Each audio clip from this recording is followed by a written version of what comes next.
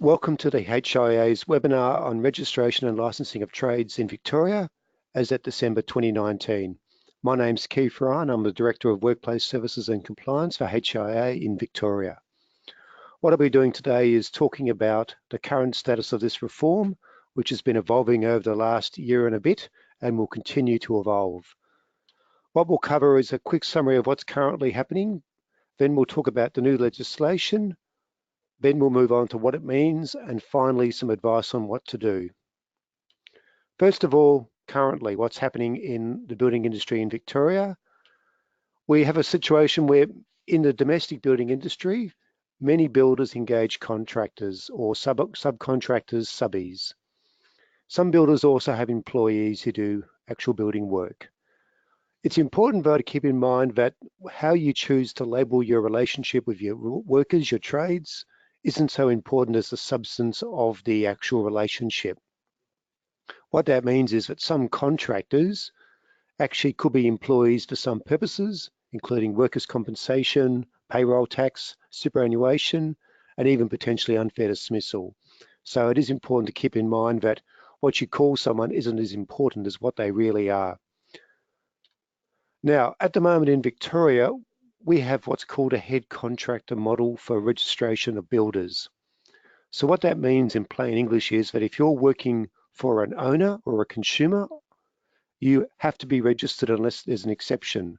So if you're doing work over $10,000 worth, or you're doing work which isn't a single trade, you have to have a registration with the Victorian Building Authority.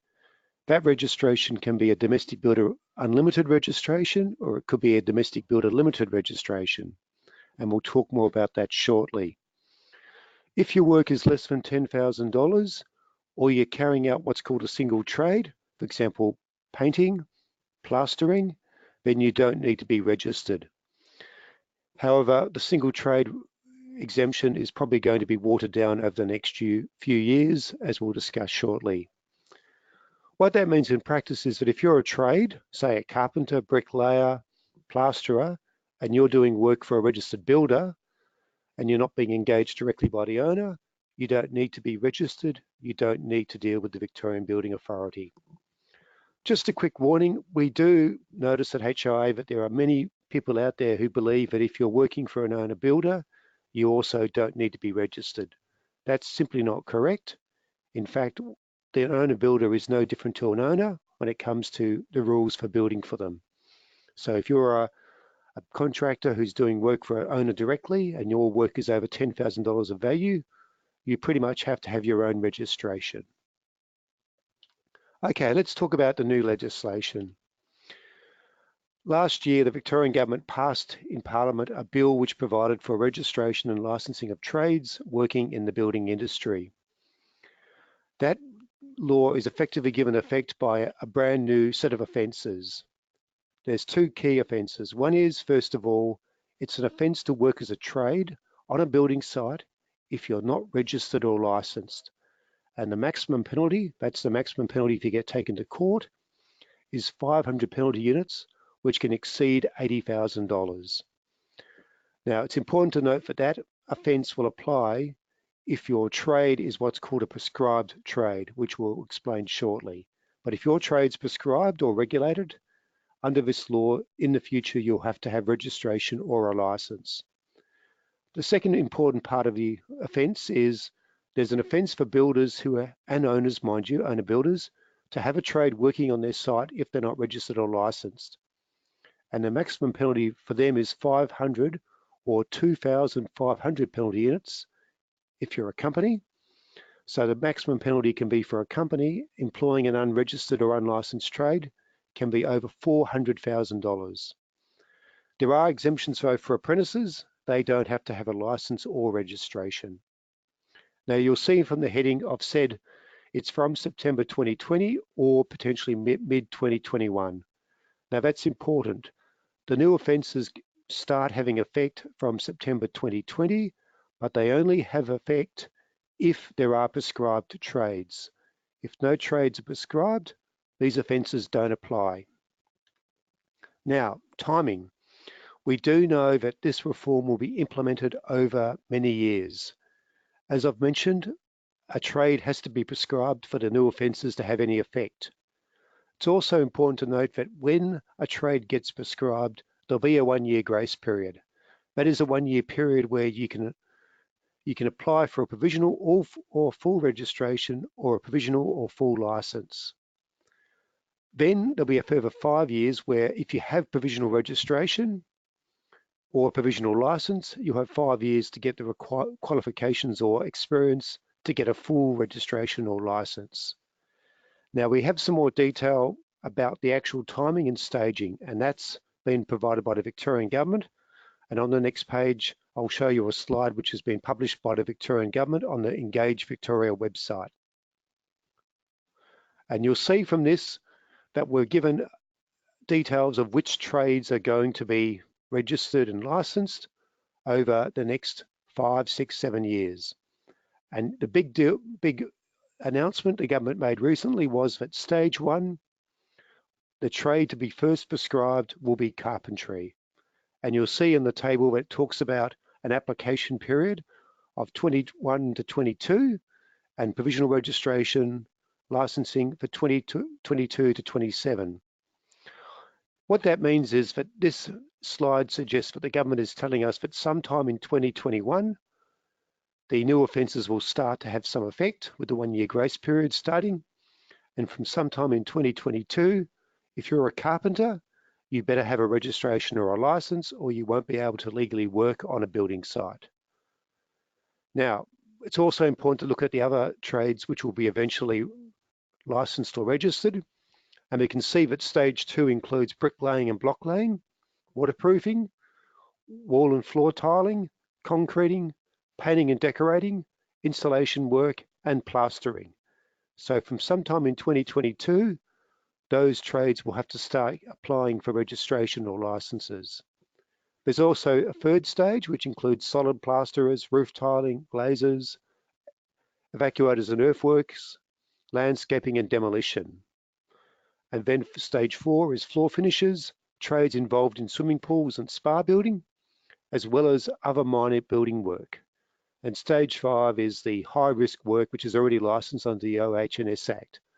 Workers under those trades, which currently already have a high-risk license from WorkSafe, will also require, by looks of it, a VBA registration or license. So the timing is pretty comprehensive there. We have a fairly good roadmap for the future about when your trade is likely to have to start being regulated. Now, carpentry is number 1. What does that actually mean? Well, first of all, let's quickly remind ourselves what is the difference between a registration and a license. If you hold a registration, you can work for a builder as either a contractor, subcontractor, or as an employee. If you hold a license, you can only work as an employee. So we're expecting there'll be different qualifications for registration and licensing. What it probably means in practical terms is that if you hold a license, you'll be less attractive as a potential worker for a builder because you won't be able to be engaged as a contractor. So in practical terms, if you're not registered, you cannot as a trade work as a contractor or subcontractor, even if you want to be a contractor or subcontractor. In that circumstance, you have to have a license. And if you hold a license, you can only be an employee. That is very clear. Now, what is registration of trades? Well, we actually already know that. Registration of trades is an existing concept. What the government has done is it's taken the view that if you hold what's called a domestic builder limited registration, you can be a registered trade. That's an existing registration category which allows for people to do building work for owners directly if the value of the work is over $10,000. So there's a registration category or class called DBL Carpenter. A DBL Carpenter under the existing law is allowed to do building work involving carpentry for homeowners directly without working for a builder. Under this system, which is coming through, the DBL Carpenter would be able to work for consumers, but would also be able to work for builders as a contractor. Now, to be a DBL Carpenter, The existing law already sets out what you need to have. You need the trade qualification, effectively an apprenticeship, certificate-free in carpentry, but you also need building and business qualifications, and we'll talk about what they are shortly. You also need to have at least 2 years practical experience. So that is essentially, you have to be able to run your own small business as a contractor, theoretically at the moment only working for consumers, but in the future able to work for both consumers and builders. Now there will be provisional registration, but we don't yet know what that will actually involve. Now I've mentioned there's a category called DBL Carpenter. There's also a number of other DBL classes that cover carpentry work.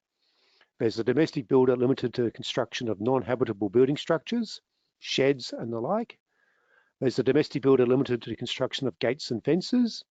There's a domestic builder limited to bathroom, kitchen and laundry renovation. There's a domestic builder limited to framing. The domestic builder limited to external wall cladding. The domestic builder limited to door, window replacement and installation. And the domestic builder limited to cabinet making, joinery and stair construction. These are all existing categories of registration that allow the holder to do the work specified for a consumer directly. So for example, if you want to go and build gates and fences for homes, you have to be a domestic builder limited to the construction of gates and fences. Under the existing law, you can't be signed up by a client to do that work unless you hold at least that registration. Now, the DBL carpenter can do all the work that I've mentioned before. And just to give you an example of what they need to have to be actually a DBL carpenter, if you're an existing carpenter who's not registered, to get this registration, you would need to convince the VBA that you have a certificate in carpentry, which is essentially an apprenticeship, and you also need to have additional units of competency. I'll explain what they are shortly. There's also the need to have 3 years of practical experience. Now, the additional units of competency include arranging building applications and approvals, producing labour and material schedules for ordering, and selecting and preparing a construction contract. These are all things that are very useful to have when you're running your own business, but they're probably more critical when you're working directly for a consumer.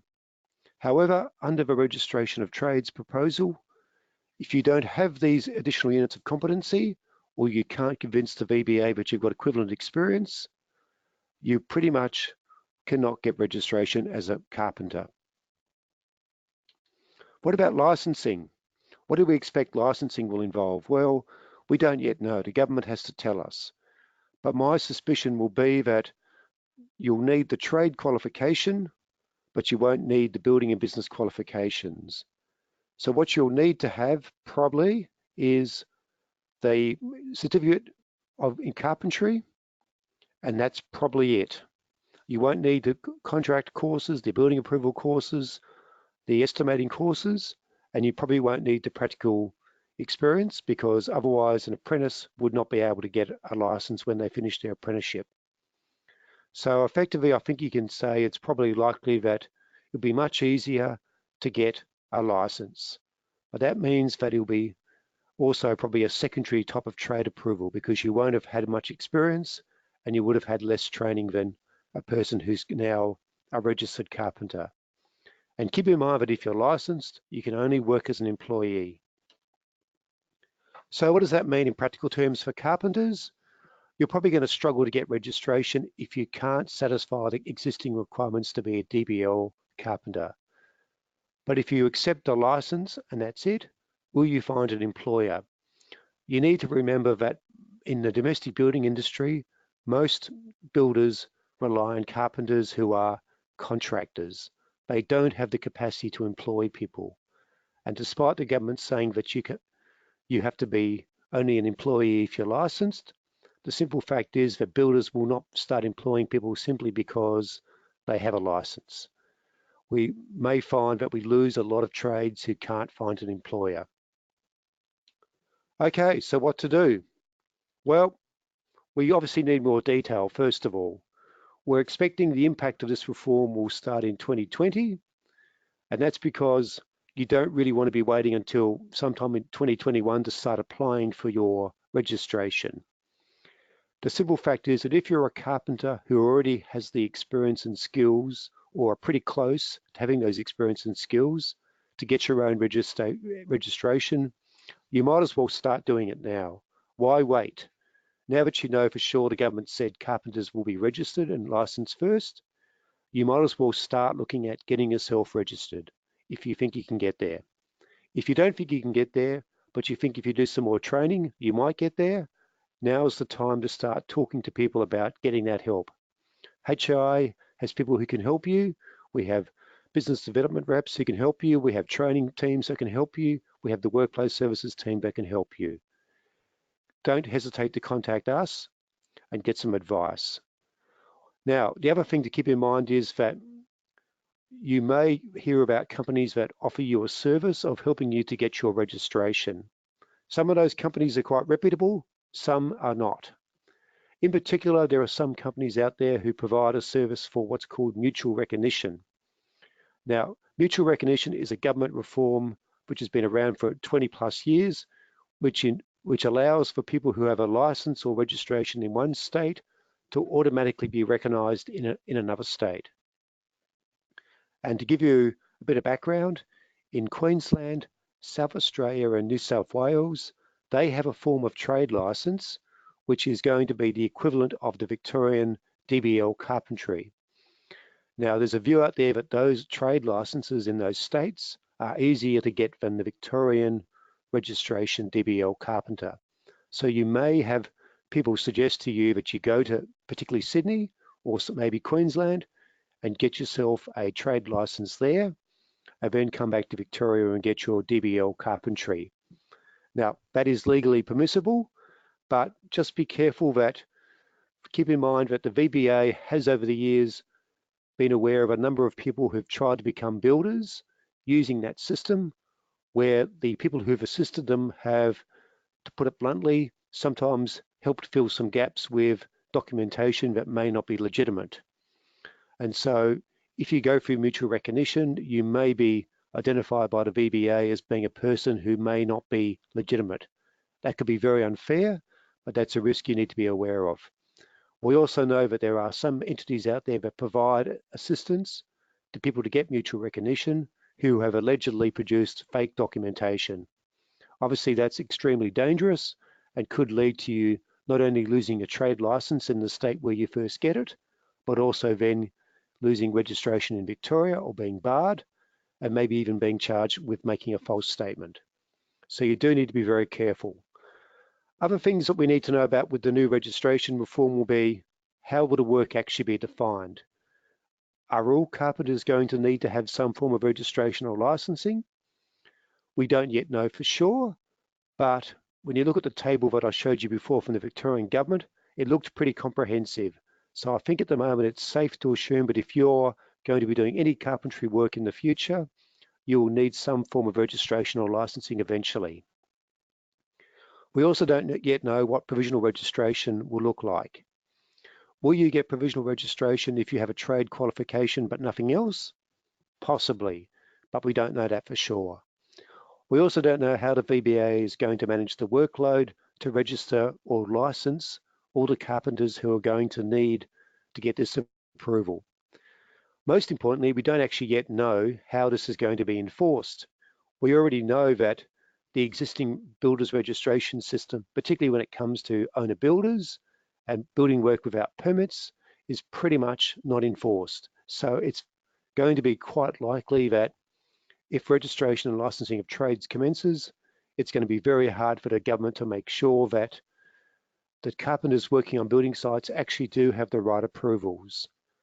For want of a better guess, my suspicion will be that, particularly with framing, the government is going to say to building surveyors, when you go and inspect a frame, you will have to make sure that you have evidence that the frame was built by a licensed or registered carpenter.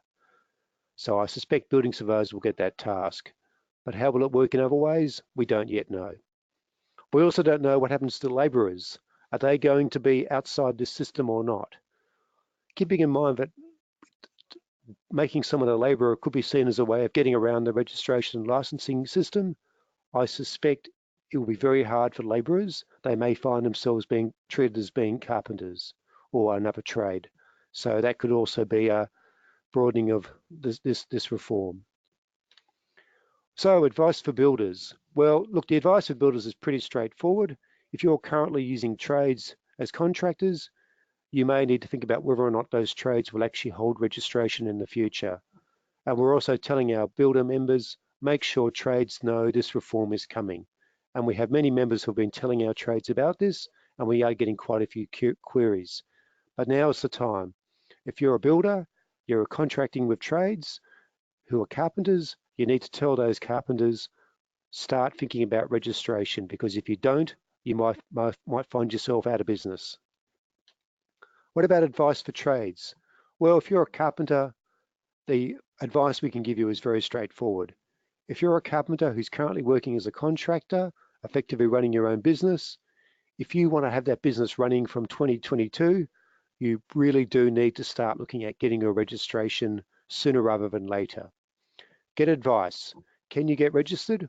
If not, what do you need to do to fill the gaps? There are people out there, including from HOA, who can help you to do that. Being licensed will be an option, and if you're an experienced carpenter, my guess is you will find getting a license very easy, unless you have a serious criminal record. So licensing may be an option. However, will you find an employer? And even if you do, will you find an employer who's prepared to pay you anything like what you've been paid as a contractor? The answers to both those questions are very doubtful. You're probably going to get a no to both. So you may need to investigate what you can do to get registration. Now, questions. Finally, if you're a member of HOA or another industry association and you're a carpenter, now is the time to get advice. If you're another trade, you've got a bit more time, but still, it probably won't hurt to start thinking about getting some advice as well. You can go to the Victorian Building Authority. Particularly if you're a carpenter, I would suggest you might want to contact them to get some information. But keep in mind, they are extremely busy. They have been given more resources over the last couple of years by governments, but most of those resources are focused on other activities. You may find the VBA, despite their best efforts, will be very slow to respond. Also, if you're not happy about this, well, you might want to contact your local member of parliament to ask them why this is happening. Perhaps they can explain to you, if you're a carpenter running your own business, why the government wants you to have a registration that you've never needed to have. Both the Labor Party and the Liberal Party voted for this reform when it was before Parliament last year, so don't worry about whether or not your local member is a Labor or Liberal member. Feel free to ask them, why have they done this? And don't forget, there's more information coming over the next year. So keep yourself alert. If you're a member of an industry association, read the news articles, read your e-news, read your magazines. There will be more information. If you're not a member of HOA or another industry association, either think about joining or at least talking to your builders you work with to get information about what's happening. It will be very important because this will be a major impact on all our businesses. Thank you very much for listening, and if you have any more queries and you're a HOA member, don't hesitate to call HOA Workplace Services on 1300 650 620. Good day.